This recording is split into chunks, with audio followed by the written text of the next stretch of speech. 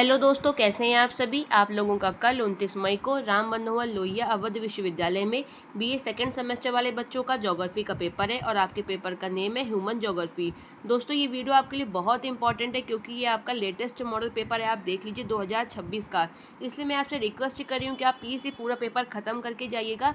मैं बहुत जल्दी क्वेश्चन को आपको सॉल्व करा दूंगी। टाइम वेस्ट आपका बिल्कुल नहीं करूँगी। पूरा वीडियो मैं 10 से 15 मिनट में ख़त्म करने की कोशिश करूँगी। अगर आपको फिर भी लग रहा है कि टाइम ज़्यादा लग रहा है तो आप स्पीड बढ़ा लीजिए, तो जल्दी खत्म हो जाएगा। लेकिन एक बार पेपर देने से पहले इसको देख के जाइएगा। चलिए अब हम लोग अपने क्वेश्चंस की तरफ चलते हैं। हमारा पहला क्वेश्चन है, मानव भूगोल का मुख्य विषय क्या है। इसका राइट आंसर है आपका ऑप्शन बी, मानव और पर्यावरण का संबंध। फिर आपका इसमें अगला क्वेश्चन है, मानव भूगोल अध्ययन करता है किसका, प्राकृतिक संसाधन का, मानव का, मानव और पर्यावरण के पारस्परिक संबंध का। अभी मैंने आपको ऊपर क्वेश्चन कराया है, उसके अकॉर्डिंग बताइए राइट आंसर क्या है। ऑप्शन सी आपका मानव और पर्यावरण के पारस्परिक संबंध का। फिर आपका इसमें अगला क्वेश्चन है, मानव भूगोल शब्द का सर्वप्रथम प्रयोग किसने किया है। राइट आंसर है आपका रेडजेल। फिर आपका इसमें अगला क्वेश्चन है, नियतिवाद संबंधित है किससे। इसका राइट आंसर है आपका ऑप्शन बी, प्रकृति के प्रभुत्व से। फिर आपका इसमें अगला क्वेश्चन है, संभाव्यतावाद के अनुसार बताइए राइट आंसर क्या है इसका। ऑप्शन सी आपका मानव विकल्प चुन सकता है। देखिए, मैं तो स्पीड में आपको सिर्फ राइट आंसर बता रही हूँ, लेकिन मेरी बात मानिएगा। आप एक मिनट को क्वेश्चन को रोक के जरूर चारों ऑप्शन पढ़ लीजिएगा, तभी आपको क्लियर होगा पूरा क्वेश्चन अच्छे से।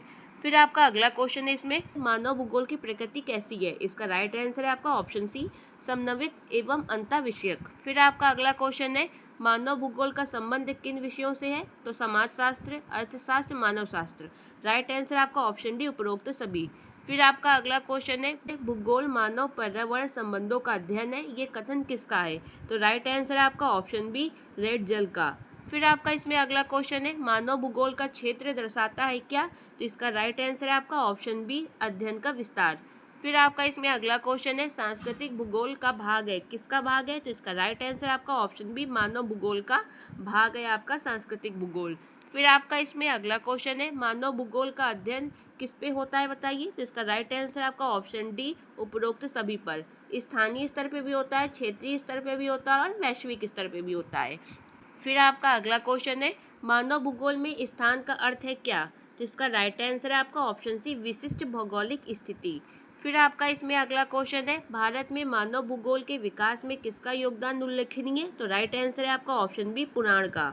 फिर आपका इसमें अगला क्वेश्चन है, पुराणों में किसका वर्णन आपको मिलता है। तो राइट आंसर है आपका ऑप्शन बी, भौगोलिक ज्ञान का। फिर आपका अगला क्वेश्चन है, मानव भूगोल की प्रमुख शाखा कौन सी है। तो इसका राइट आंसर है आपका ऑप्शन डी, उपरोक्त सभी।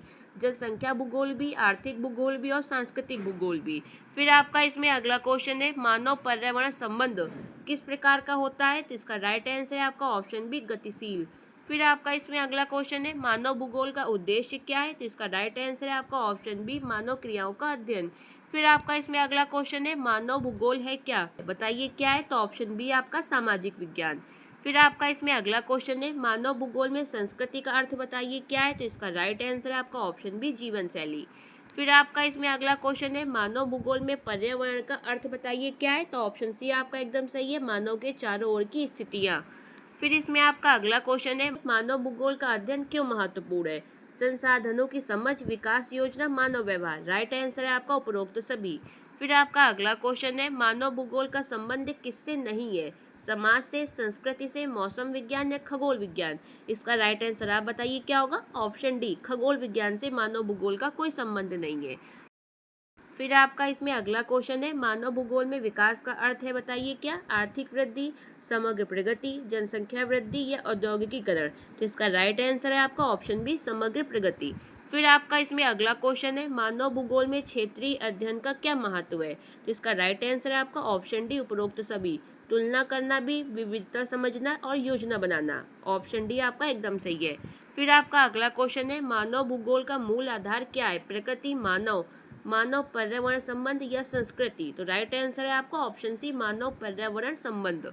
फिर आपका इसमें अगला क्वेश्चन है, मानव पर्यावरण संबंध का मुख्य आधार बताइए क्या है। इसका राइट आंसर आप बताइए क्या होगा। प्रकृति, मानव, मानव और प्रकृति का पारस्परिक संबंध। ऑप्शन सी आपका एकदम सही है। अगर आप इस पेपर को देखें तो देखिए, इस तरह के क्वेश्चन आपके लगातार 4 बार पूछा जा चुका है। फिर आपका अगला क्वेश्चन है, नियतिवाद का जनक किसे माना जाता है? तो इसका राइट आंसर है आपका ऑप्शन बी, नेटजेल को। फिर आपका अगला क्वेश्चन है, नियतिवादी के अनुसार बताइए आपका कौन सा स्टेटमेंट सही है। आपको 4 दिए गए हैं, तो इसका राइट आंसर है आपका ऑप्शन बी, प्रकृति मानव को नियंत्रित करती है। फिर आपका अगला क्वेश्चन है, संभाव्यवाद का समर्थन किसने किया है? तो इसका राइट आंसर है आपका ऑप्शन बी, विडाल डी ला ब्लॉस ने। फिर आपका अगला क्वेश्चन है, इसमें संभाव्यतावाद सुझाव देता है कि, इसका राइट आंसर होगा आपका ऑप्शन बी, मानव के पास विकल्प होते हैं। आप चारों ऑप्शन ज़रूर पढ़िएगा, मैं बार बार कह रही हूँ, तभी आपको राइट आंसर क्लियर होगा।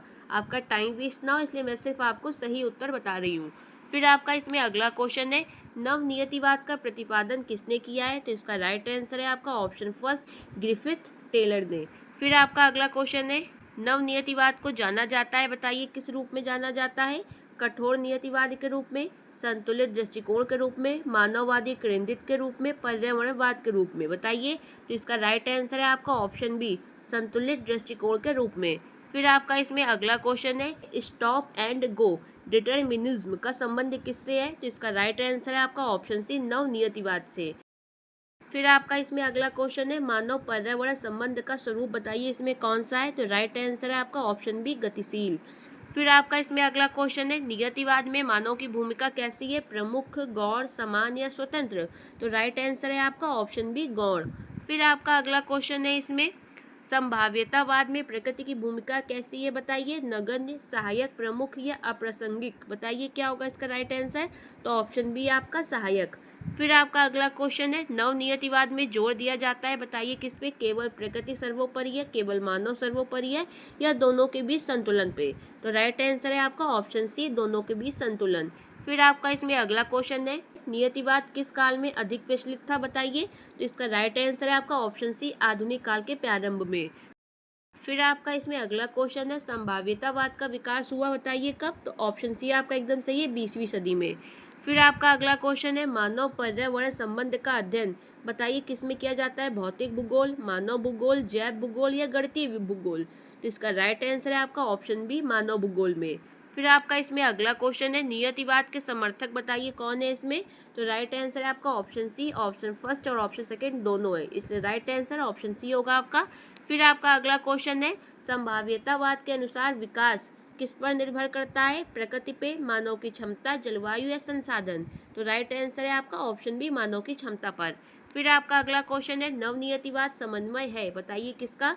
नियतिवाद और संभाव्यतावाद का, भौतिक और मानव भूगोल का, समाज और सांस्कृतिक भूगोल का, या पर्यावरण और जलवायु का? तो राइट आंसर है आपका ऑप्शन फर्स्ट, नियतिवाद और संभाव्यतावाद का। फिर आपका इसमें अगला क्वेश्चन है, मानव पर्यावरण संबंध में अनुकूलन का अर्थ बताइए क्या है? प्रकृति को बदलना, प्रकृति के अनुसार ढलना, संसाधन समाप्त करना या विकास रोकना?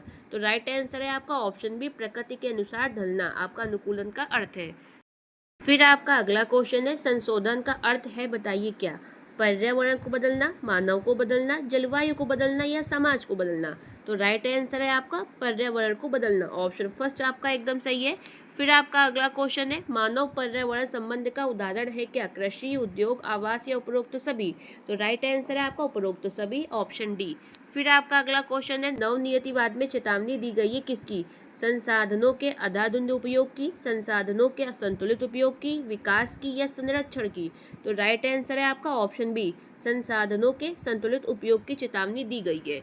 फिर आपका अगला क्वेश्चन है, नियतिवाद बढ़ावा देता है किसको? राइट आंसर है आपका ऑप्शन सी, प्रकृति के प्रभुत्व को। फिर आपका अगला क्वेश्चन है, संभाव्यतावाद का मुख्य विचार है बताइए क्या? ऑप्शन फर्स्ट, मानव की स्वतंत्रता। फिर आपका अगला क्वेश्चन है, मानव पर्यावरण संबंध का सही निष्कर्ष है बताइए क्या? राइट आंसर है आपका ऑप्शन सी, दोनों का संतुलन आवश्यक है। फिर आपका इसमें अगला क्वेश्चन है, जनसंख्या भूगोल का मुख्य अध्ययन क्या है? तो राइट आंसर है आपका इसमें ऑप्शन बी, जनसंख्या का वितरण और वृद्धि। फिर आपका अगला क्वेश्चन है, जनसंख्या वृद्धि का अर्थ है जनसंख्या में कमी, जनसंख्या में वृद्धि या स्थिर जनसंख्या? तो राइट आंसर है आपका ऑप्शन बी, जनसंख्या में वृद्धि। फिर आपका अगला क्वेश्चन है, विश्व में सबसे अधिक जनसंख्या किस महाद्वीप की है? यूरोप, अफ्रीका, एशिया या ऑस्ट्रेलिया? आप दिमाग लगा के बताइए इसका राइट आंसर क्या होगा? Option C, Asia. फिर आपका अगला क्वेश्चन है, जनसंख्या वितरण को प्रभावित करने वाला प्रमुख कारक है क्या? जलवायु, उच्चावच, संसाधन या उपरोक्त सभी? ऑप्शन डी आपका एकदम सही है, उपरोक्त सभी। फिर आपका इसमें अगला क्वेश्चन है, जनसंख्या घनत्व का अर्थ क्या है? कुल जनसंख्या, प्रति इकाई क्षेत्र में जनसंख्या, जन्म दर या मृत्यु दर? तो राइट आंसर है आपका ऑप्शन बी, प्रति इकाई क्षेत्र में जनसंख्या। फिर आपका अगला क्वेश्चन है, उच्च जनसंख्या घनत्व पाया जाता है, बताइए, रेगिस्तान में, पर्वतीय क्षेत्र में, उपजाऊ मैदान में या ध्रुवीय क्षेत्र में? तो राइट आंसर है आपका ऑप्शन सी, उपजाऊ मैदान में। फिर आपका अगला क्वेश्चन है, जनसंख्या वृद्धि का प्रमुख कारण है क्या? राइट आंसर है आपका उपरोक्त सभी, ऑप्शन डी, उच्च जन्म दर, निम्न मृत्यु दर और चिकित्सा सुविधाएं। फिर आपका अगला क्वेश्चन है, प्रवासन का अर्थ बताइए क्या है? जन्म, मृत्यु, जन परिवर्तन या विवाह? तो राइट आंसर है आपका ऑप्शन सी, जन परिवर्तन। फिर आपका इसमें अगला क्वेश्चन है, ग्रामीण से शहरी प्रवासन का मुख्य कारण क्या है? शिक्षा, रोजगार, स्वास्थ्य? आपके तीनों प्रवासन के कारण है, इसलिए राइट आंसर है आपका ऑप्शन डी, उपरोक्त सभी। फिर आपका अगला क्वेश्चन है, पुश फैक्टर होते हैं क्या? इसका राइट आंसर है आपका ऑप्शन बी, दूर करने वाले कारक। तो फ्रेंड्स, ये थे आपके मोस्ट इंपॉर्टेंट 60 क्वेश्चन। आप इनको ज़रूर देख के जाइएगा, कल तक एक दो बार देख लीजिएगा, आपको आसानी से पूरा अच्छे से समझ आ जाएगा। इसके अलावा भी किसी क्वेश्चन में कोई भी डाउट हो तो आप मुझे कमेंट कर दीजिएगा, मैं उसको वापस से अच्छे से एक्सप्लेन कर दूंगी। और वीडियो देखने के लिए धन्यवाद।